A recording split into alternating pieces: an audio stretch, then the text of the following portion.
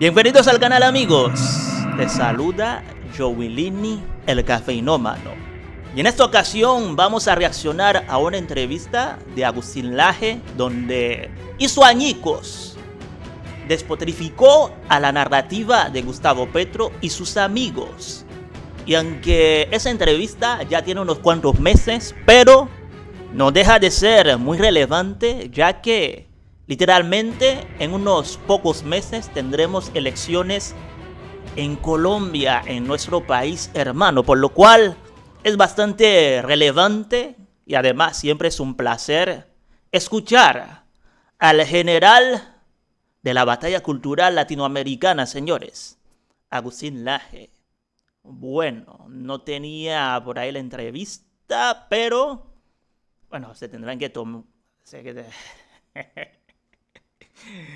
Se tendrán que comer ese tiempito muerto mientras busco el vídeo. Bueno, ahí lo tenemos a mano para que escuchen lo que decía Agustín Laje sobre Gustavo Petro. Cualquier parecido con Colombia podría pasar. Y lo que pasa es que Colombia ha caído en el socialismo del siglo XXI sin ser un país socialista.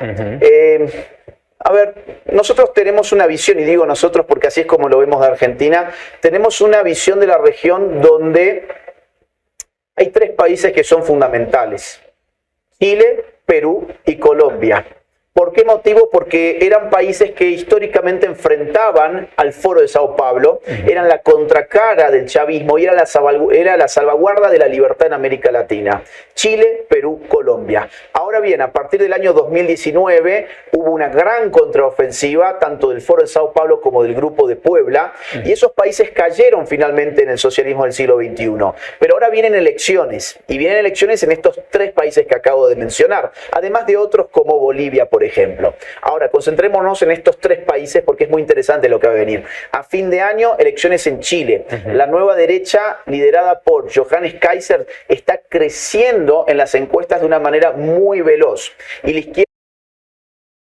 Por cierto, a esto que comenta nuestro amigo Agustín Laje, es que ya, bueno, a la fecha de grabar este vídeo, se hicieron ya las elecciones, al menos la primera vuelta, donde Kast quedó como quien que va a enfrentar a Jara, a la comunista chilena Jara. Por lo cual, bueno, habría que aclarar eso. Y además, Johannes Kaiser, aunque no ganó, quedó en una buena posición. Creo que quedó como de cuarto.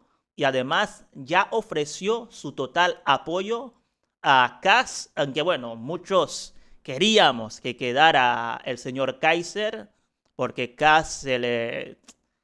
Ya no confiamos, o bueno, al menos no todos, pero hay muchos sectores que ya no confían en Kast, ya que se ve que es un tipo que está dispuesto a intercambiar ciertos valores con tal de quedar en el poder. Porque bueno, negociar con la izquierda es bastante peligroso. E hizo eso en las últimas elecciones donde perdió, pero bueno... De todas maneras, no sigue siendo un gran contendiente de la derecha, y a raíz de esta primera vuelta en Chile, se espera que gane de manera contundente las próximas elecciones de la segunda vuelta en Chile. Sigamos escuchando al amigo Agustín Laje. La izquierda no sabe cómo hacer para ganar una de las elecciones que muy probablemente esté condenada a perder porque el gobierno de Gabriel Boric ha sido muy malo. Perú. En Perú, Pedro Castillo cayó y quedó el gobierno a cargo de su vice, Dina. Dina Boluarte quedó gobernando el Perú, pero ya no apostando por ideologías de izquierda, sino girando hacia el centro. Ahora vienen elecciones también, que serán el año que viene, creo que a principios del año que viene, y ahí uno de los favoritos es el actual alcalde de Lima, Rafael López Aliaga, una persona también de nueva derecha, que está punteando las encuestas. Y luego tenemos Colombia, y ahora sí entramos en el asunto de ustedes. Aquí la cosa, hay que decirlo, es mucho menos clara que en Chile y que en Perú, Por un lado, porque tienen 62, hasta donde yo llegué a contar, 62 candidatos en danza y hay que ver si incluso podría crecer, ¿por qué no? Hasta ahora, cuando estamos hablando aquí, yo lo que llegué a contar fueron 62. Entonces, no se sabe muy bien quién va a ser la oposición a Petro, quién de todos ellos va a ser el que realmente tenga posibilidades de enfrentar a Petro. Mi humilde sugerencia desde afuera es que sea quien sea, habrá que ponerse detrás de él y empujarlo. A mí personalmente me gustaría que fuese alguien de derecha, pero bueno, en el centro también hay candidatos que podrían llegar a liderar al antipetrismo, eso nunca se sabe. Pero por otro lado, la otra gran duda que yo respiro aquí en Colombia, y hablo con mucha gente, he estado en Santa Marta, en Barranquilla, en Medellín, ahora en Bogotá, en este puñado de días en el que estoy en este país, respiro en el aire incertidumbre respecto de Petro. ¿Va a seguir en el poder? ¿Está dispuesto a ceder el poder constitucionalmente o está preparando alguna especie de acontecimiento político de irrupción y movilización de masas, consultas populares que ya ha llamado a realizar? ¿Podría llamar, por ejemplo, a una constituyente como se hizo en Chile en el año 2019? El socialismo del siglo XXI sabe movilizar a las masas y sabe cómo producir acontecimientos políticos por fuera de las líneas y de las vías constitucionales e institucionales. Y Petro, que es un gran admirador de Hugo Chávez y una copia de mala calidad además de Hugo Chávez, está jugando a mi juicio ese tipo de juego, un juego donde genera incertidumbre y los colombianos no saben realmente si Petro va a continuar o no en el poder, si va a buscar un candidato que le represente, quién será ese candidato, porque además está el gran problema, que es que los grandes caudillos históricamente en todas partes han tenido un gran problema a la hora de elegir un sucesor y Petro no va a dejar de tenerlo. Claro, y si usted mira ahora, Agustín, en todo lo que ha pasado recientemente en Colombia, ya el presidente Petro habla nuevamente de un golpe de Estado, y un golpe de Estado donde está metiendo congresistas de Estados Unidos, empresarios de nuestro país, habla del narcotráfico. Es decir, evidentemente él está hablando a su gente. Exacto. Pero ya meter todos estos asuntos es un poco, podría decirse, un disparate. Otra vez, esto es una retórica muy propia del Foro de Sao Paulo. Chávez fue quien mejor entendió la lógica antiimperialista y la que más jugo le sacó. Petro, insisto, es una copia de lo que hizo el otro día con el sable de Bolívar. Es decir, ni siquiera tiene imaginación propia. Él ve que ha hecho Hugo Chávez y él dice control C, control V, copy and paste. Es decir, y trata de hacer exactamente lo mismo. Entonces, ni siquiera es imaginativo, ni siquiera es auténtico. Pero esta retórica antiimperialista de meter a los Estados Unidos, de instalar la hipótesis de que hay un golpe de Estado, porque si hay un golpe de Estado, entonces ya Colombia no está corriendo por vía de un sistema constitucional. Y si no está corriendo por las vías de un sistema constitucional, pues todo lo que hay son fuerzas políticas en pugna, no mediadas por las instituciones democráticas del país. Con lo cual, la tesis del imperialismo, por un lado, agita la tesis de una invasión externa o de un país externo que está dominando al propio país. Y esto para sus acólitos es un discurso que le genera mucha emoción y mucha movilización política. Por el otro lado, la retórica del golpe de Estado es todavía más peligrosa, porque lo que te quiere decir en el fondo es: este país ya no funciona con una constitución. Aquí hay un orden de cosas fáctico, no de iure, no de derecho, sino fáctico, en el cual tenemos que hacernos cargo. Yo creo que el tipo de verdad está buscando la manera en poco tiempo, porque es que ya tiene poco tiempo y sabe que en ese poco tiempo él no puede por las vías constitucionales hacer una modificación constitucional, por ejemplo. Él sabe que no lo puede hacer. Entonces lo que le queda es la política callejera, el caos, la anarquía, sacudir a las masas, la violencia política. Y él tiene de su lado a los violentos. Esto es lo que más preocupa. Él tiene a su lado a los violentos, a las guerrillas, a los grupos de delincuentes, a los narcotraficantes, grupos indigenistas que se pueden poner también muy violentos, la primera línea. Es decir, estamos frente a gente peligrosa. Igualito que en Venezuela, cuando los chavistas salen a llamar a sus grupitos, digamos, gente de a calle, los motorizados, y van por ahí con sus machetes y tal, a intimidar al ciudadano común. Lo mismo pasa en Colombia con ese tipejo, ¿quién es Gustavo Petro? El socialista. que tiene en este momento una retórica que no parece, digamos, ir de la mano con la necesidad de una transición limpia y en paz. Porque mire que varios integrantes de grupos criminales y en entrevista aquí en Semana han dicho que no van a hacer la paz con Petro, pero que apoyan al candidato que diga Petro o lo que diga Petro. Eso es peligroso. Es muy peligroso, y es que ellos tampoco pueden decir de manera abierta somos amigos de Gustavo Petro, porque le generaría un problema político a Petro. Yo creo de verdad que, a ver, una de las principales promesas de campaña de Petro era, por ejemplo, acabar con la inseguridad, acabar con las masacres. Y ahora le molesta a Petro cuando la gente habla de inseguridad. Y acabar con el ELN en 3 meses, ¿se acuerda? Y acabar con el ELN en 3 meses. Y todo eso no solo que no ha desaparecido, sino que se ha fortalecido. Y la gente lo sabe. Y aquí ya hay una primera pista, digo, para aquel que quiera enfrentar a Gustavo Petro. El problema de la seguridad probablemente sea en este país el problema número 1 para diseñar una campaña política. Y el segundo punto es cómo presentamos este tema. Yo espero que la oposición entienda que ya no hay lugar para la corrección política, ya no hay lugar para el buenismo y para las frasecitas hechas, simpáticas, en tono woke. Acá lo que la gente quiere es alguien parecido a Bukele. Lo quiere en Colombia, lo quiere en Chile, lo quiere en Perú. ¿Y qué hay que hacer con un delincuente? ¿Cárcel o plomo? Cárcel o plomo. Acá la idea de mandarles ejércitos de psicólogos y de monjitas a convencer al delincuente que no tiene que delinquir, o jugar a la falsa inclusión de que en realidad los delincuentes son víctimas de la sociedad y víctimas del sistema y por eso no habría que criminalizarlos. Toda esta retórica socialistoide que le ha gustado tanto a la nueva izquierda ha generado caos, de inseguridad, descontrol, y lo que hoy la gente busca es un Bukele. Basta de la mentira de los derechos humanos, fue toda una coartada para proteger a los delincuentes, basta del buenismo, basta de la corrección política. El candidato que se ponga los pantalones como lo hicieron en El Salvador, creo que puede arrasar contra Petro. Ahora que menciona el señor Agustín Laje a que en Latinoamérica en general se pide que hayan Bukeles, ¿no? En Colombia ha surgido un candidato muy interesante de la derecha, quien se llama Abelardo. Y bueno, tengo un video de él por ahí está, lo encontré, donde puedes más o menos ver cuál es la línea de Abelardo. Un tipazo. Bueno, habría que revisar los números, pero escuchemos cómo detenía en seco a un reportero, que lo acusaba de extremista de la ultraderecha. Escuchemos.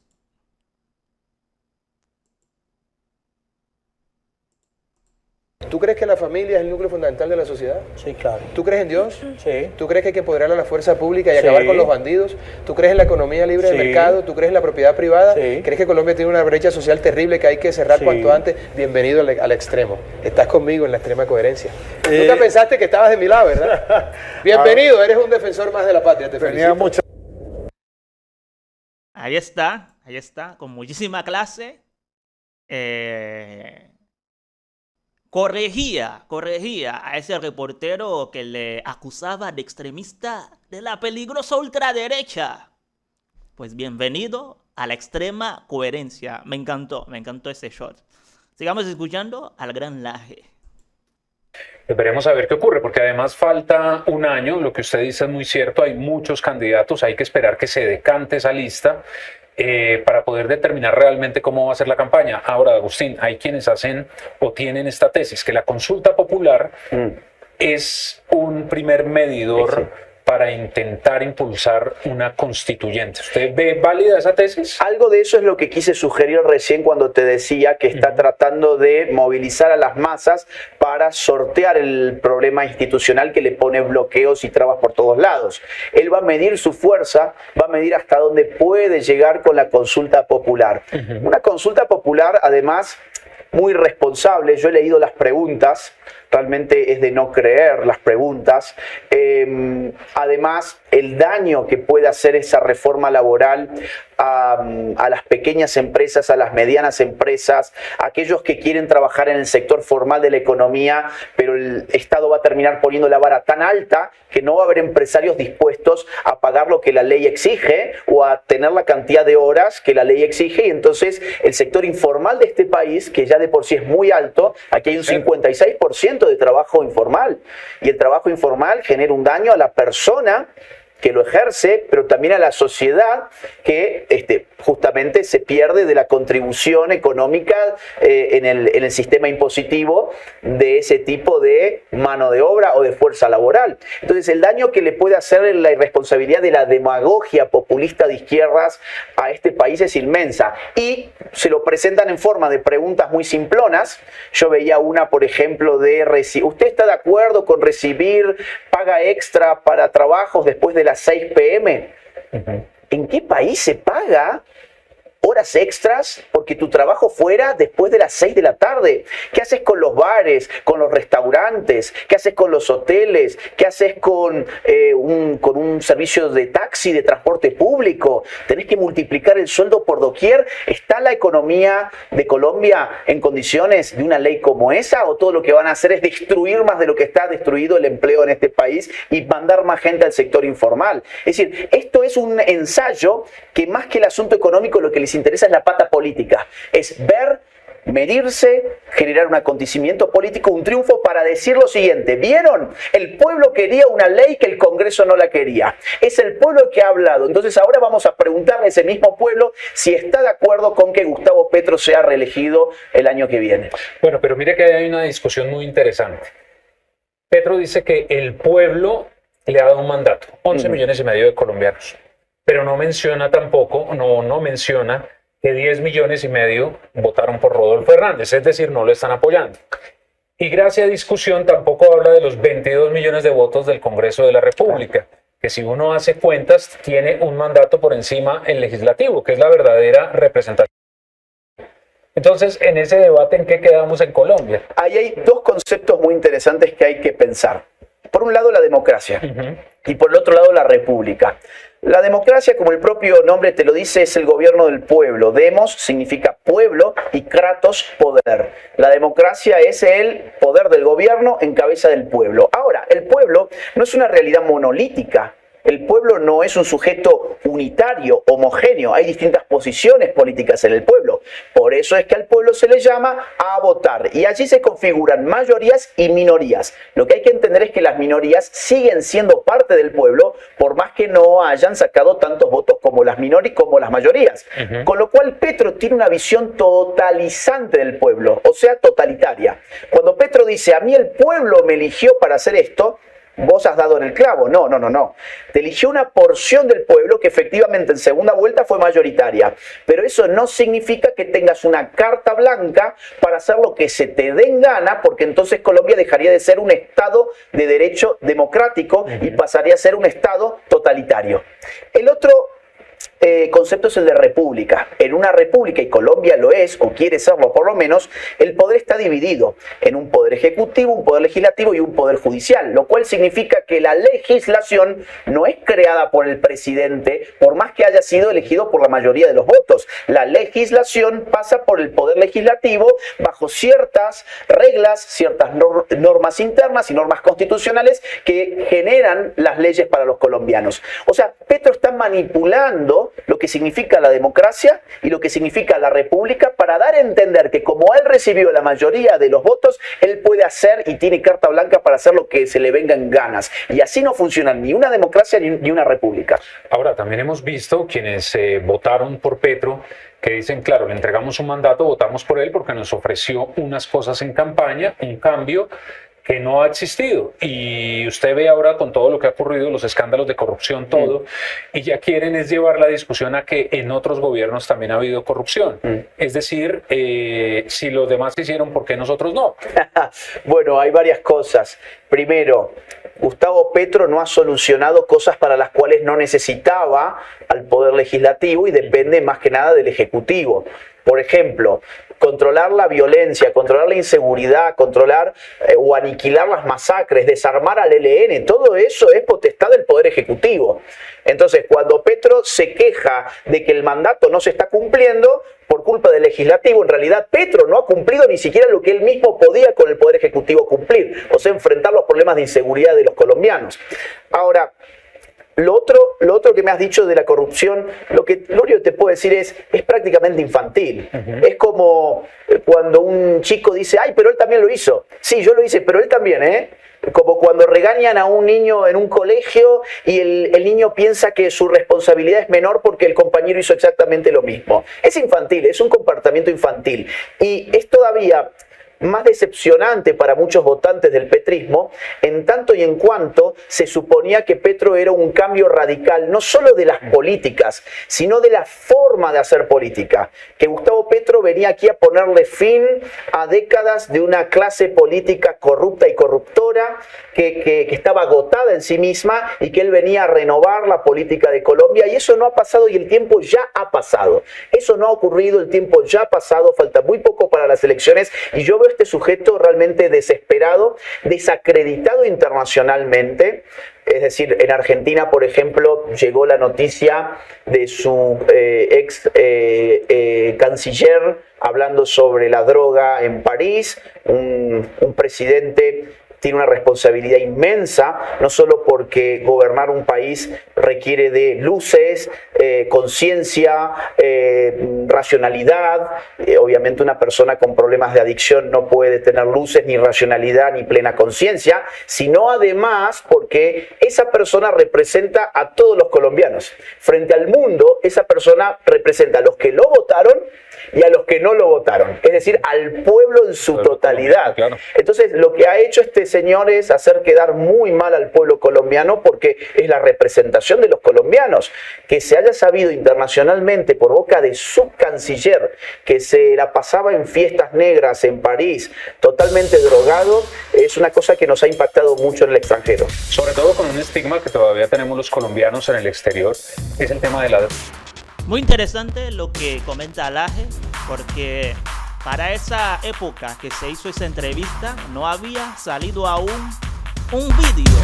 Durante esas últimas semanas se hizo bastante viral, un Petro muy alterado, un Petro descontento. Bueno, ¿quién sabe qué tipo de sustancias ese tipejo había metido? Lo cual veamos en un momento ese vídeo que se hizo muy viral de un Petro casi irreconocible. Disculpen por el retraso, se tienen que comer un poco ahí ese tiempo muerto, pero bueno, tenemos el vídeo.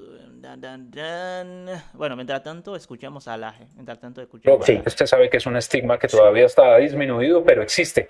Y algo muy importante que usted también dice, Agustín, Gustavo Petro, usted me dice si es así, es la consecuencia de un cansancio de los colombianos de un sistema político. Es así, ¿no? Es un cansancio. A ver, voy antes por lo otro que es muy interesante. ¿Te acuerdas la serie Narcos de Netflix?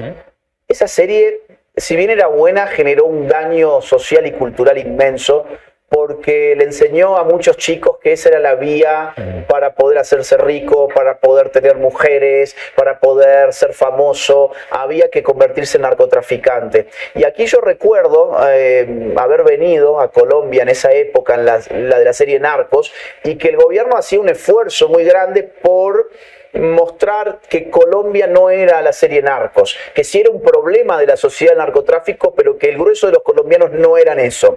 Entonces, cuando llega un presidente que además se lo ve habitualmente en un estado de alteración psíquica, cuando además se lo ve muchas veces bajo efecto de ciertas sustancias, y cuando encima su propio canciller lo confirma públicamente, hay mucha gente que realmente se queda con ese estereotipo, que yo amo Colombia, vengo mucho a Colombia, sé que es un estereotipo totalmente injusto, pero para las personas que no conocen a Colombia y no conocen a los colombianos, simplemente este señor les agudiza ese estereotipo. Bien, amigos, he dado con el vídeo, aquí está, aquí lo tenemos, de un Petro muy, digo, es obvio. Y no hablo con el... Miren eso. Y no hablo con el odio. Se lo dije personalmente, hermano. Vamos a la JEP ambos. Vamos a la JEP ambos. ¿Qué estás diciendo, Petro? ¿Qué estás diciendo? ¿Qué te pasa? ¿Qué te pasa? Estás representando a un gran pueblo, el pueblo colombiano, a los cuales considero hermanos patrióticos. Bueno, ya que soy de Panamá, literalmente, de verdad somos hermanos. ¿Cómo vas a tener ese tipo de representante que obviamente no representa al colombiano común? Quienes son gente muy trabajadora, gente muy cariñosa y muy próxima. He estado en Colombia y el calor de los colombianos, tanto hombres como mujeres, en general, son personas muy amables que te demuestran ese calor aunque no te conozcan. Sigamos escuchando y bueno, también tengo amigos allá, también tengo algunos amigos y conocidos colombianos. Sigamos escuchando a Laje. Ahora, por otro lado, no me acuerdo lo otro que me es una consecuencia del cansancio sí, perdón. de los políticos tradicionales. Es que estamos en la época de los outsiders, y esto hay que entenderlo. Los outsiders están ganando en todas partes, por varios motivos. Uno es el cansancio con la política tradicional, otro muy importante es el fenómeno redes sociales, es decir, cualquier persona sin una gran estructura atrás hoy puede comunicarse de forma directa con millones de conciudadanos, y el otro asunto es que cada vez a la gente le interesan menos las siglas, le interesan menos las estructuras partidarias y le gusta más la personalidad. Buscan personalidades más que partidos. Entonces, eso es lo que, por ejemplo, pasó en Argentina con Milei, eso es lo que pasó en Estados Unidos con Donald Trump, eso es lo que está pasando ahora, como te decía, con Johannes Kaiser en Chile. Es decir, es el momento del outsider. Y Petro supo jugar como outsider sin ser outsider. Y no es una casualidad que quien llegara a segunda vuelta era otro que sin ser outsider quiso jugar también la retórica del outsider, que fue el señor Hernández. Entonces, en esta ocasión hay que ver qué es lo que pasa, porque hay outsiders que están emergiendo. Bueno, una de hecho es Vicky Dávila. Hay outsiders que están empezando a sumarse a esta contienda electoral, y es el momento de los outsiders, por lo menos en otros países. Y el otro asunto de Petro es que fue elegido, como vos bien decías, el agotamiento de una clase política tradicional, pero además él supo impulsar el odio de clases. Él supo manejar el odio de clases. El otro día una legisladora en Medellín me decía que ella no entendía cómo podían haber elegido los colombianos a Petro habiendo tenido una alcaldía tan mala. Él como alcalde de Bogotá fue muy malo. Entonces ella decía, pero ¿cómo puede ser si estaba a la vista que era muy mala la función pública de Petro cuando pasó por Bogotá? ¿Cómo lo eligieron? Y lo que yo le respondí es, a Petro no lo eligieron para hacer un buen gobierno. A Petro hubo mucha gente que lo eligió para vengarse de los que habían estado antes y para vengarse contra un sector de la sociedad que fue demonizado.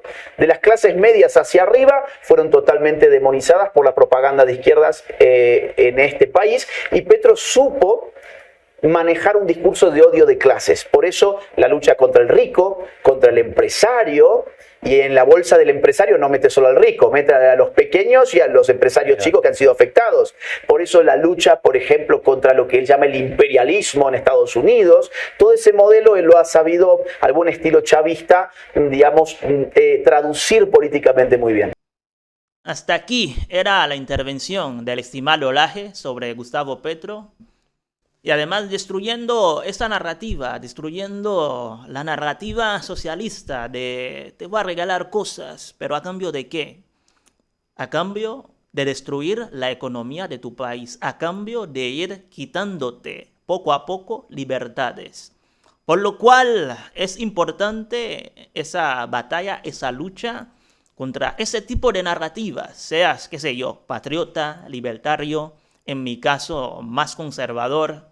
Es importante darles a esta persona esa batalla, porque la derecha llevaba dormida hace décadas, literalmente. Pero al fin, con Milei en Argentina, quien hace un gran trabajo, con Trump, aunque no te guste su forma, pero ha hecho grandes avances contra el progresismo. Y además voy a aprovechar para promocionar mi Instagram, donde me pueden seguir.